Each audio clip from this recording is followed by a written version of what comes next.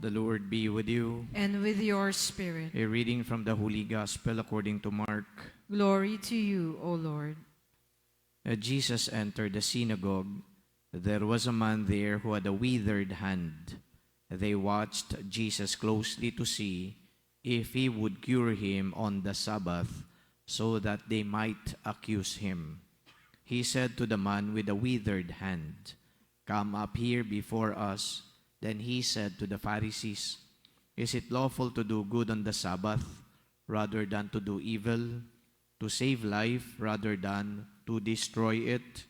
But they remained silent, looking around at them with anger and grieved at their hardness of heart. Jesus said to them, "Stretch out your hand." He stretched it out, and his hand was restored. The Pharisees went out and immediately took counsel with the Herodians against him to put him to death. The Gospel of the Lord. Praise to you, Lord Jesus Christ. I was not any more surprised that David beat the giant Goliath in their battle. David was dissuaded by King Saul because David was just a young man, skinny at that, and the enemy, the Philistine Goliath, was a seasoned warrior. The seasoned warrior has arrogance in him, but David has faith in the Lord. And you know very well how the story turned out. It was David who slayed the giant Goliath. I would like to emphasize faith in the Lord.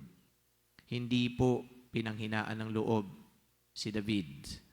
Kahit na ang hari na mismo ng Israel ang nagsasabi sa kanya na hindi mo kakayanin ang kalaban natin. Pero nanatiling matatag si David dahil ang katatagan na ito ay nanggagaling sa kanyang pananalig sa Diyos. Ang kanyang pananampalataya na hindi siya pababayaan sa Diyos, ng Diyos ang siyang nagbunsod sa kanya upang harapin ang isang Goliath, ang isang Philistine na kinatatakutan ng lahat. My dear friends, brothers and sisters, the lesson of the first reading is very simple, and you heard it already many times in the past. When we have God on our side, then we are very well assured that everything will be well.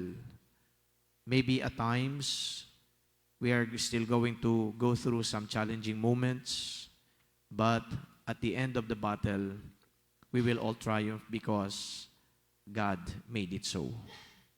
The second reading is all about Jesus again, healing the sick.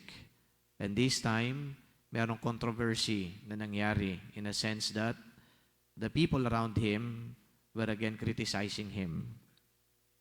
They were undermining the authority of Jesus, especially when Jesus did something on the Sabbath where they are supposed to rest. But then Jesus emphasized that doing good on the Sabbath is required.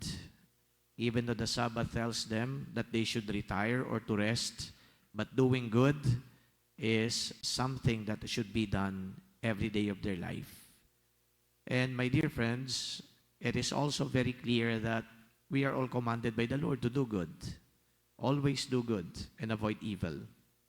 I have also emphasized many times that the will of the Lord perhaps is reflected in this very basic ethical principle which says, and I quote, "Do good and avoid evil."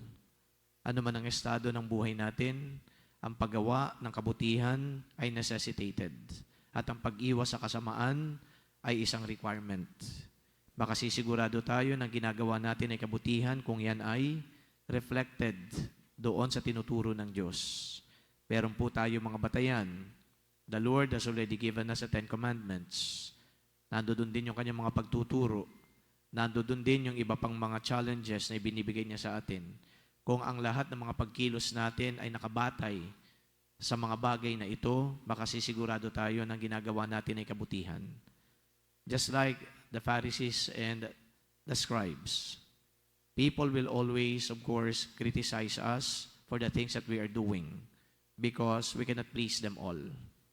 Naroroon na sila magsasalita pa rin kahit na sa mata nga ng Diyos ang ginagawa natin ay kabutihan dahil katulad nga ng mga eskriba at mga pariseyo, ia-undermine nila ang kabutihang ginagawa, dala ng inggit at kung ano pa mang motibasyon na meron sila.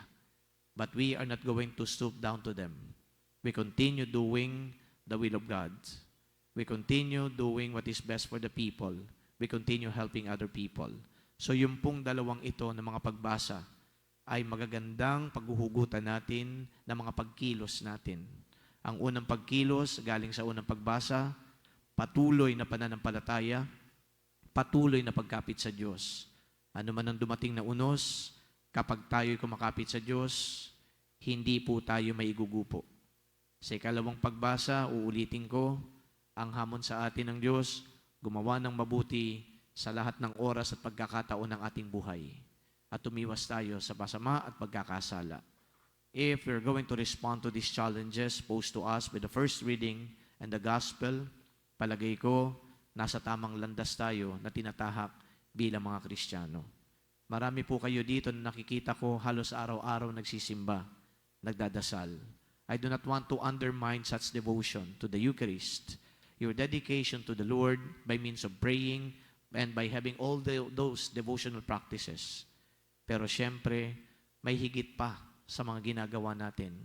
At ang higit pa dyan sa mga ginagawa natin ngayon sa loob ng simbahan ay yung paglabas natin kung papaano natin minamahal at pinaglilingkuran ng ating kapwa at gumagawa tayo na mabuti sa kanila. May the Lord, brothers and sisters, continue to inspire us to be men and women for others.